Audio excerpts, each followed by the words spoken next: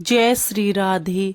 आज हम माता पार्वती और शिव शंकर की प्रेम गाथा श्रवण करेंगे।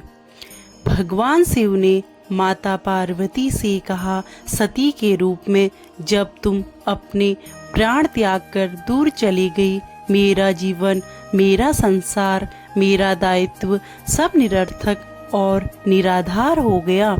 मेरे नेत्रों से अश्रुओं की धाराएं बहने लगी थी। यही प्रेम है। आज हम आपको भगवान शिव और माता पार्वती की अद्भुत कथा बताने जा रही हूँ। इससे पहले आपको ये जानना चाहिए कि माता पार्वती भगवान शिव की केवल अर्धांगिनी ही नहीं बल्कि उनकी शिष्या भी रही। वे नित्य ही अपनी जिज्ञासाओं को शांत करने के लिए महादेव से अलग अलग प्रश्न पूछती और उन पर चर्चा करती थी। एक दिन उन्होंने देवों के देव महादेव से पूछा, प्रेम क्या है? प्रेम का रहस्य क्या है? इसका वास्तविक स्वरूप क्या है? इसका भविष्य क्या है? आप तो मेरे गुरु की भूमिका भी निभा रहे हैं। इस प्रेम ज्ञान से अवगत कराना भी तो आपका ही दायित्व है। बताइए महादेव।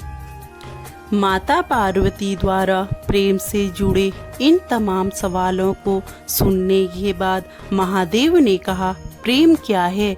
यह तुम पूछ रही हो पार्वती। प्रेम का रहस्य क्या है? प्रेम का स्वरूप क्या है? सत्य तो यह है कि प्रेम के अनेकों रूप को तुमने ही उजागर किए हैं पार्वती। तुमसे ही प्रेम की अनेक अनुभूतियाँ हुई। तुम्हारे प्रश्न में ही तुम्हारा उत्तर निहित है। भगवान शिव की बातें सुनकर माता पार्वती ने कहा, क्या इन विभिन्न अनुभूतियों की अभिव्यक्ति संभव है? भगवान शिव बोले, सती के रूप में जब तुम अपने प्राण त्याग कर दूर चली गई, मेरा जीवन, मेरा संसार, मेरा दायित्व सब निरर्थक और निराधार हो गया। मेरे नेत्रों से अश्रुओं की धाराएं बहने लगी। महादेव बोले, अपने से दूर कर तुमने मुझसे भी दूर कर दिया। और पार्वती, यही तो प्रेम है। तुम्हारे अभाव में मेरे अधूरेपन की अति से इस सृष्टि का अपूर्ण हो जाना, यही प्रेम है। तुम्हारे और मेरे पुनः मिलन कराने हेतु इस समस्त ब्रह्मांड का हर संभव प्रयास करना, हर संभव षड्यंत्र रचना, इसका कारण हमारा असीम प्रेम ही तो है।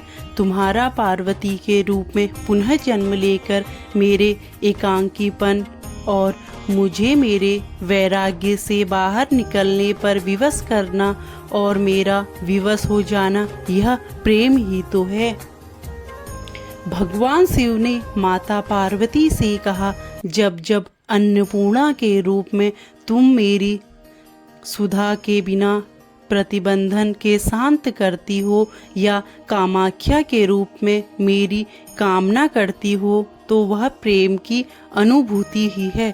तुम्हारे सौम्य और सहज गौरी रूप में हर प्रकार के अधिकार जब मैं तुम पर व्यक्त करता हूँ और तुम उन अधिकारों को मान्यता देती हो और मुझे विश्वास दिलाती रहती हो कि सिवाय मेरे इस संसार में तुम्हें किसी का वर्चस्व स्वीकार नहीं, तो वह प्रेम की अनुभूति ही होती है।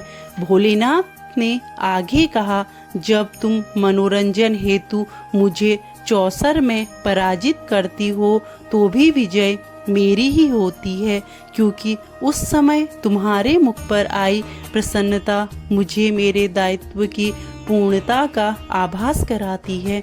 तुम्हें सुखी देखकर मुझे सुख का जो आभास होता है, यही तो प्रेम है। पार्वती, जब तुमने अपने अस्त्र वहन कर शक्तिशाली दुर्गा के रूप में अपने संरक्षण में मुझे सशक्त बनाया, वह अनुभूति प्रेम ही थी। जब तुमने काली के रूप में संहार कर नृत्य करते हुए मेरे शरीर पर पांव रखा तो तुम्हें अपनी भूल का आभास हुआ और तुम्हारी जिह्वा बाहर निकल आई, वही तो प्रेम था।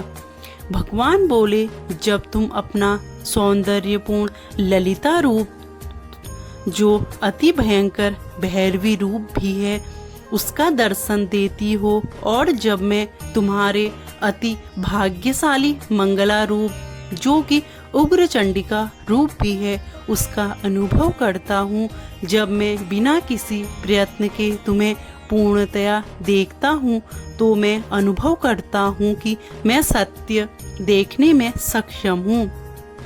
जब तुम मुझे अपने संपूर्ण रूपों के दर्शन देती हो और मुझे आभास कराती हो कि मैं तुम्हारा विश्वास पात्र हूँ, इस समय तुम मेरे लिए एक दर्पण बन जाती हो, जिसमें झांककर मैं स्वयं को देख पाता हूँ कि मैं कौन हूँ।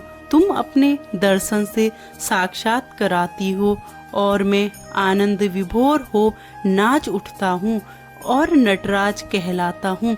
यही तो प्रेम है, जब तुम बार बार स्वयं को मेरे प्रति समर्पित कर मुझे आभास कराती हो कि मैं तुम्हारे योग्य हूँ। तुमने मेरी वास्तविकता को प्रतिबंधित कर मेरे दर्पण के रूप को धारण कर लिया, यही तो प्रेम है पार्वती। माता पार्वती भगवान शिव की यह प्रेम गाथा सुनकर अत्यंत भाव विभोर हो गई और बोली, हे भोलेनाथ, आपका और मेरा प्रेम अनंत काल तक यूं ही चलता रहेगा।